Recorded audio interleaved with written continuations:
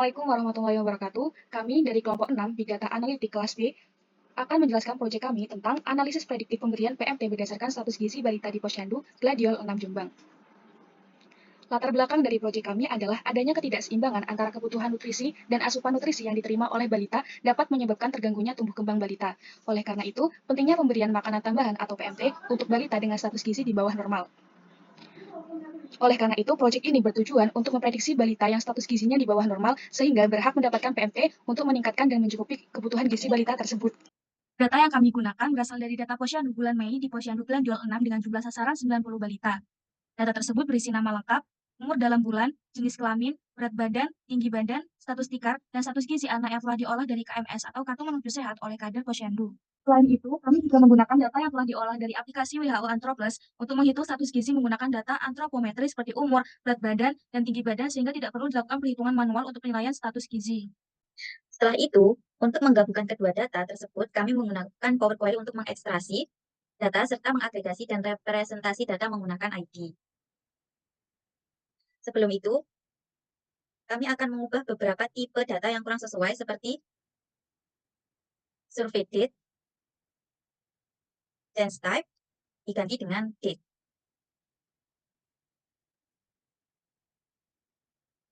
Lalu, date of birth atau tanggal lahir, change type, diganti dengan date juga. Reply sekarang. Selanjutnya, data-data yang tidak diperlukan akan di-remove seperti cluster, remove column, team, household. Ini sudah selesai sehingga menyisakan data yang memang diperlukan saja. Setelah itu, data yang sudah siap ini akan di-merger dengan data yang sudah kami peroleh dari Posyandu.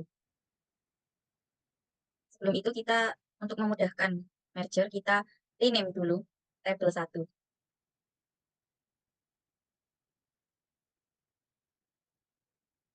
New source, file, Excel workbook.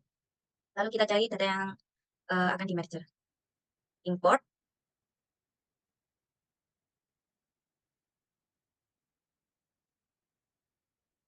Klik data Posyandu. Klik OK. Kita tunggu.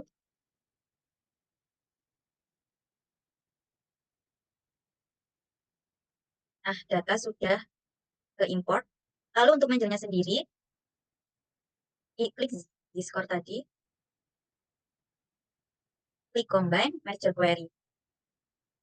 Nah, untuk mergernya kami menggunakan kolom ID yang merepresentasikan data setiap balita. Jadi ini diklik data Posyandu, ID. Di sini klik ID juga. Oke, sudah cocok semua, klik OK. Nah, setelah data Posyandu dimasukkan, dipilih beberapa data yang dibutuhkan. Nah, ini diklik ini. Select all-nya, jangan dicentang. Nah, dipilih yang perlu saja ya. Nama lengkap, berat badan, tinggi badan, status tikar, dan terakhir status gizi anak. Klik OK.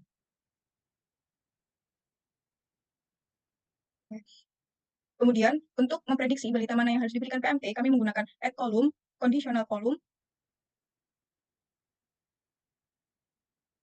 dengan menggunakan atribut status gizi anak. Di mana saat nilainya N atau normal, maka diberi lambang 0, sedangkan selain normal diberi lambang 1.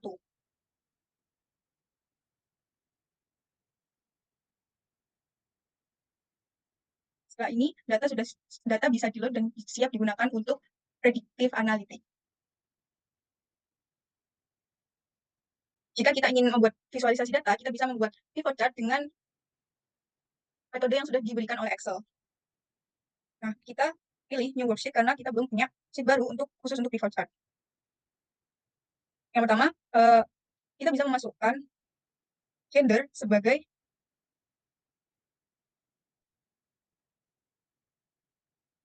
setelah itu kita bisa menggunakan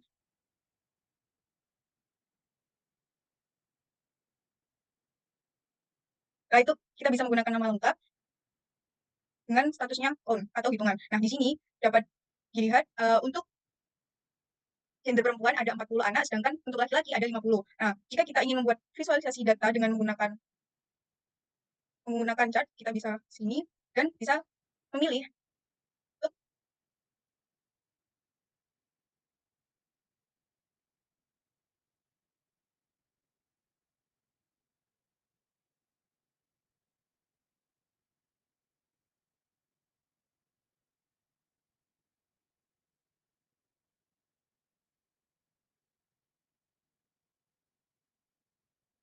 Selain itu, kita juga bisa menggunakan slicer untuk bisa memilih data apa yang ingin kita lihat.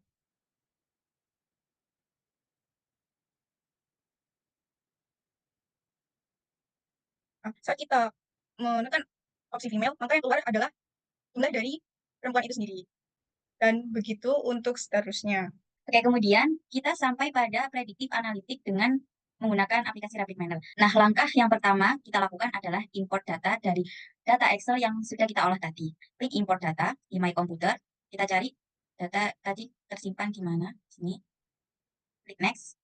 Nah, kita pilih sheet mana yang akan kita gunakan. Score. Oke. Lalu klik next. Nah, untuk meminimalisir missing value yang akan terjadi, kita centang kotak replace error with missing value ini. Lalu atribut nama lengkap, kita change role menjadi ID. Klik OK. Setelah itu, atribut PMT juga kita ganti change role jadi label. Klik OK. Lalu selanjutnya kita juga change type menjadi binominal. Nah, setelah itu langsung saja next. Nah, untuk menyimpan data source-nya, kita tinggal pilih akan menyimpan di mana.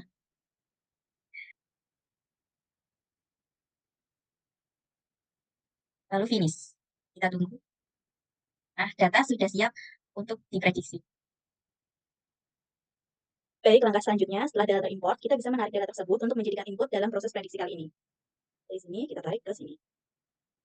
Nah, untuk selanjutnya itu kita bisa menggunakan operator. Kita cari di sini, replace missing value.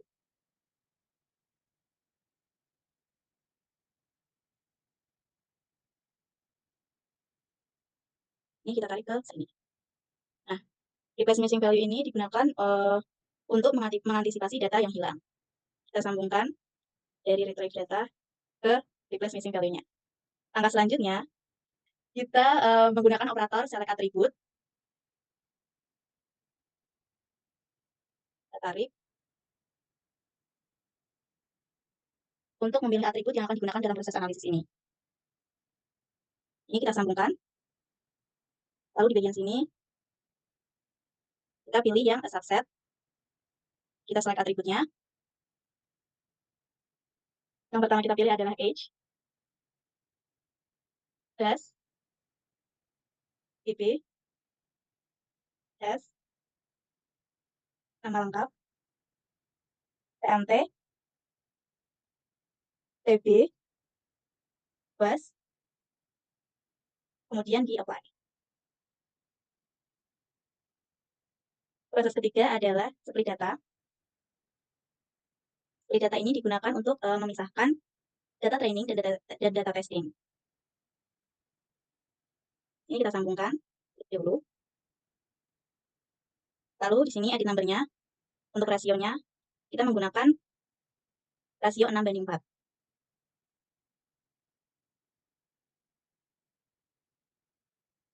Kemudian kita pilih OK. Oke, setelah kita melakukan split data, kita gunakan algoritma SVM untuk menguji data tersebut.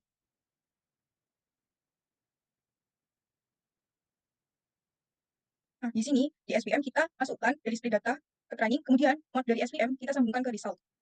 Dan kita bisa run terlebih dahulu. Nah, ini hasil dari data trainingnya. Kemudian, untuk mempertemukan data training dan data testing, kita bisa menggunakan operator yang namanya apply model.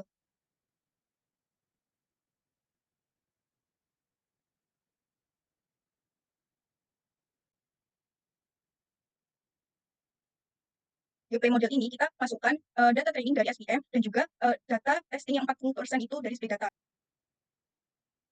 Nah, setelahnya kita bisa menyambungkan ke result.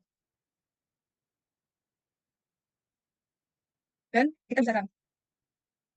Di sini ada hasil prediksi dan juga prediksi awal kita. Nah, di mana seperti ini saat di awal kita prediksi dia harus diberi PMT, tapi dari hasil uji prediksinya tidak perlu diberi PMT. Hal ini karena ada tingkat confidence dari 0 itu lebih besar dari 0,5, sedangkan confidence dari 1 0,4. Nah, kemudian untuk mengetahui tingkat keakuratan dari hasil prediksi, sebelumnya kita bisa menggunakan operator yang namanya performance binomial classification.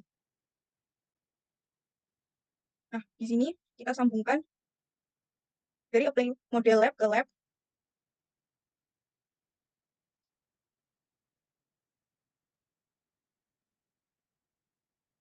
Dan per dan eksa dari performance kita masukkan ke result.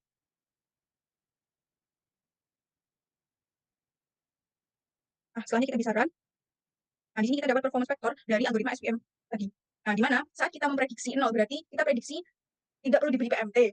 Dan hasilnya benar tidak perlu diberi PMT ada 33. Sedangkan saat kita prediksi tidak perlu diberi PMT, ternyata harus ada yang diberi PMT itu ada 2. Setelahnya ada saat kita prediksi 1 dan true-nya 0 ada 0, dan saat kita prediksi harus diberi PMT dan benar harus diberi PMT itu ada 1.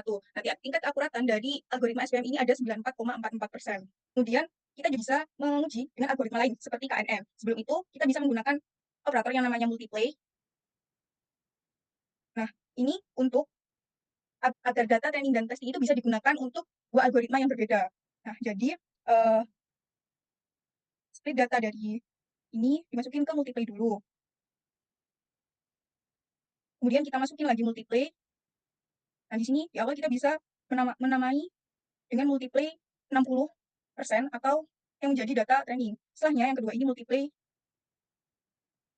40% untuk data testing.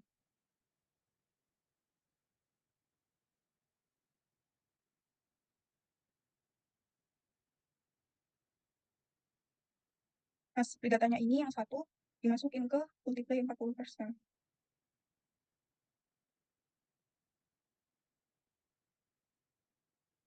Setelahnya kita cari algoritma KNN. Dan prosesnya hampir sama dengan SVM tadi, yaitu memasukkan operator apply model dan performance binomial classification. Nah, setelah kita masukkan operator yang sama seperti SVM tadi, kita bisa run.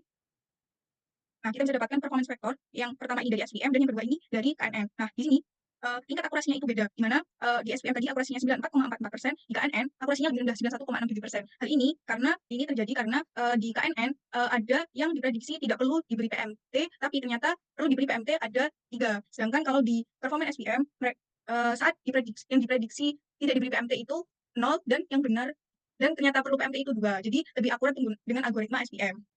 Nah, sampailah kita pada proses terakhir dari Big Data Analysis Lifecycle, yaitu visualisasi data. Nah, di aplikasi RapidMiner sendiri itu sudah menyediakan fitur untuk visualisasi data ini, yaitu di result di visualization. Nah, di visualisasi data ini, kita bisa mendesain sendiri grafik atau data visualisasi yang sesuai dengan keinginan kita. Mulai dari plot type-nya kita bisa pilih sendiri, line atau line. Nah, juga dari kolomnya kita bisa menambahkan atau mengurangi atribut-atribut yang ingin kita visualisasikan. Nah, di visualisasi data ini juga bisa di-save dalam bentuk foto maupun dalam bentuk PDF. Sekian pemaparan proyek UAS VDA dari kelompok 6. Kurang lebihnya mohon maaf. Atas perhatian terima kasih. Wassalamualaikum warahmatullahi wabarakatuh.